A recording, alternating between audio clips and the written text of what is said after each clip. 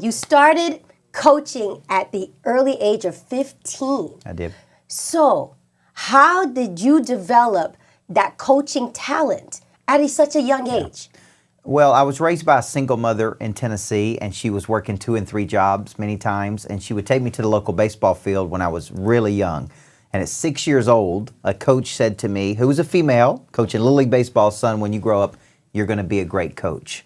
And I heard this over and over, kind of spoken over me throughout my early childhood. My high school coach called me professor. And so at 15, I got asked to coach a junior pro basketball team. I loved it. I fell in love with coaching and have been coaching people ever since. So, so ever since you were a little kid, everybody's telling you. 6 years old, 15 years old, these people saw that potential in me and saw that I had leadership skills, and I was directing and coaching, and even as an athlete, I was mentoring younger players. So it's just kind of something that I wanted to do all of my life, and now I do professionally. So what sport that kind of intrigued the coaching? Like if someone saw you saying, "Hey, you're going to be a coach," Yep. What was the sport that Baseball. Baseball? What's interesting is I was a better baseball player than basketball, but I ended up being a basketball coach. I don't think I'd enjoy coaching baseball, but it was just on a court or on a field that people kind of detected these leadership skills in me. Wow, just to hear that someone spoke life into you and telling you you're going to be an amazing coach. You're going to be an amazing coach. And did you even know what coaching was all about at that age? It's like, is that a teacher? Because at 6 years old, let's just say, right. Yeah. It's like you're 6. You just want to play in the dirt. Yeah. Right? So, but did you know what that meant? Or? No, I didn't know. When I backtrack that, it's like I went back to that person and said, what did you see in me, right? Right. This is why I think leadership is kind of affirming and validating the worth and potential in another person in so clear a way they begin to see it in their own self. Many times when you speak an affirmation into a person or you see their talent and potential, they can't see it. Right. It was hardwired in them. It was a birthday gift given to them at birth. So somebody else kind of activates that drive inside of a person. And that's really what happened to me through questions and affirmation. It's like, hey, this is what I want to do. So what was the steps? Like obviously you said that 15 you're coaching, and here you are, you're 7, 8, 9, 10. And so how did you develop, and who taught? Did you go to school for it, or someone said, hey, this is what you should say, this is what you should do? How did that mold you to 15? Well, at 15, I coached junior pro basketball, and then at 18, while I was in college, I went back to my elementary school, and I applied to be the head boys basketball coach. Now, this was unheard of because I was only 18 years old. Right. I got the job. Right. I coached for 2 years there. I coached as if I was coaching in the NBA.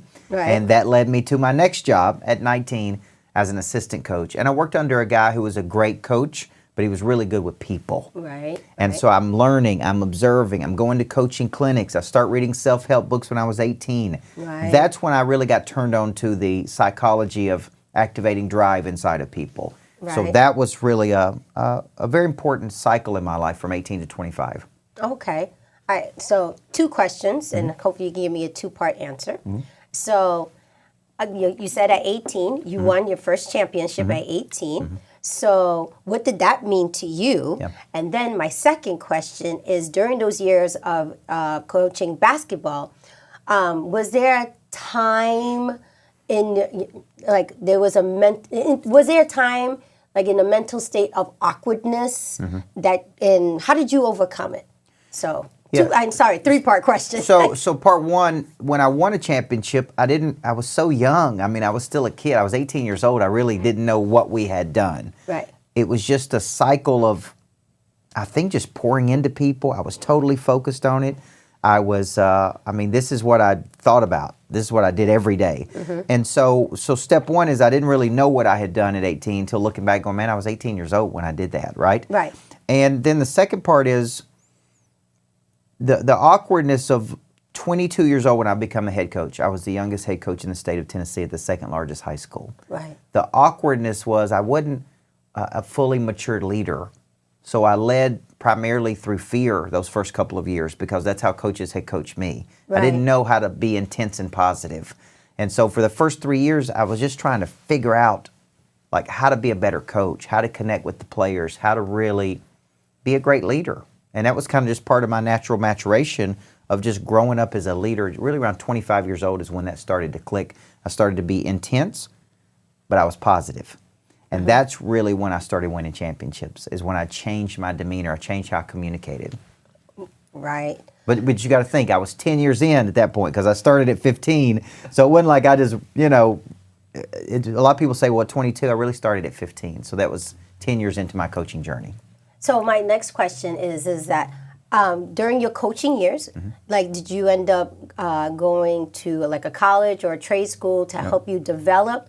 Because it's going to lead me on to my next question, which is, you know, you started, like you said, you started at 15. But then did you imagine by creating a multi-million-dollar coaching program in the future? So let's just rewind, like, here you are at 22, but in between the 22, did you go to college? Did you learn? Was it courses? And then, of course, I'm sure it's like, oh, wait, I know what I can do to kind of develop this this program, but, you know, did you ever imagine that would happen? No, I didn't imagine. I did go to college. I actually went to college for 9 years to get 3 degrees. I got an undergraduate, then I went back and got my master's, then I went back to get my doctorate. But that part was, I was interested in learning. I was curious. So when I went to college, I would go to college in the morning, then I would go to my job, right? And then I literally graduated on a Saturday, and they hired me the next Thursday to be the head coach, like 5 days later. Right time, right place. I had been there.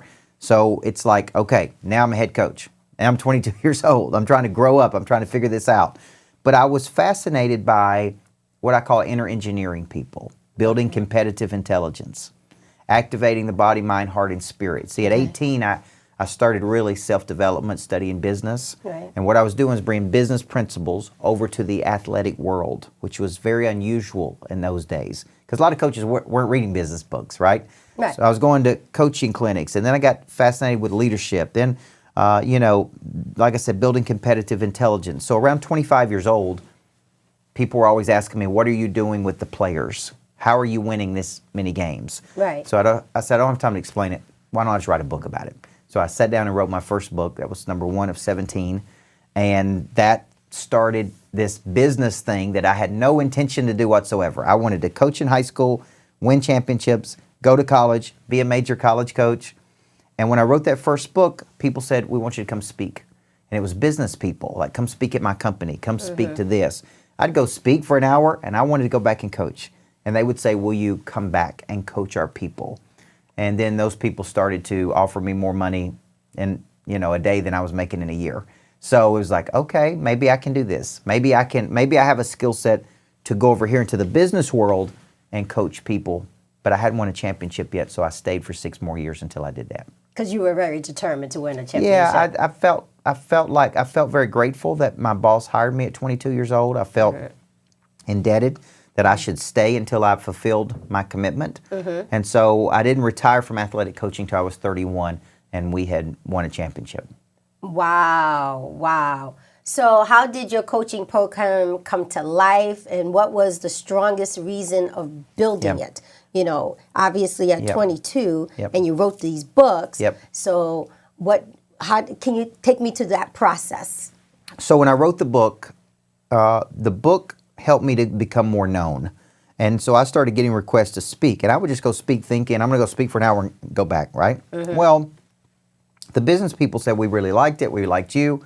Our people need a coach. This was in, I'm trying to think of what year this was. But this was when business coaching was really starting to pick up. Like where companies started saying, we need to hire coaches. Well, I was a winning coach. Right. So it's like, keep our people motivated.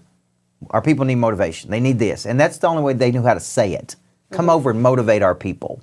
And so once they started saying, will you come back? I was like, well, what does that look like? Will you coach our people? And so that's really how my coaching company started, is that I would go speak, and those people would say, will you come back? We want you to be our coach. And I'd say, well, what does that look like? And they said, well, we want you to coach all of our people over the next 6 months to a year. And they said, we're willing to pay you this much money. And I'm like, okay. And what I was really getting paid for was to drive some kind of high level of performance. So that's it. Here's your people, and there's 500 people, and we need you to get them to this next level. And because of my skill set of knowing how to engineer people, activate the drive inside of a person, the psychology of all of that, I just knew how to win. I knew how to build winning cultures. So Right. companies were paying me to come in and do that. And that started my coaching and speaking company. Speak now.